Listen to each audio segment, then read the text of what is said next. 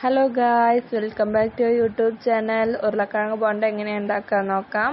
ഒരു പാത്രത്തിൽ കുറച്ച് എണ്ണ ഒഴിച്ചു കൊടുക്കാം. 2 സബോള അരിഞ്ഞത് ഇട്ട് കൊടുക്കുക.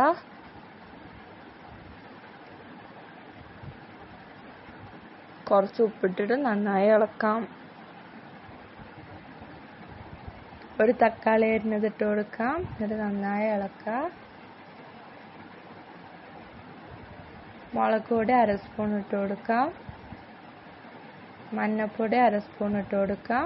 മല്ലിപ്പൊടി 1/2 സ്പൂൺ ഇട്ട് കൊടുക്കാം. ഗരം മസാലപ്പൊടി 1/2 സ്പൂൺ ഇട്ട് കൊടുക്കാം.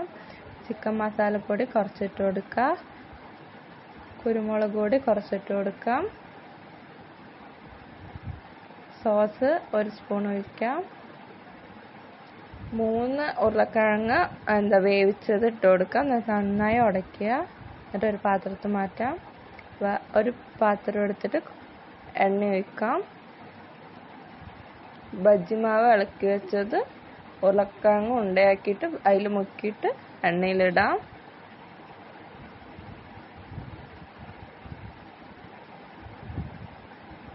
എന്നിട്ട് ഒരു സൈഡ് ആവുമ്പോൾ മറിച്ചിടാം. എല്ലാം മറിച്ചിടാം.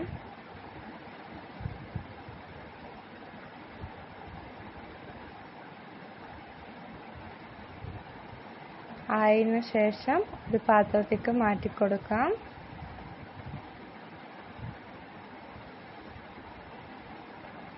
ഉരുളക്കിഴങ്ങ് ബോണ്ട റെഡി.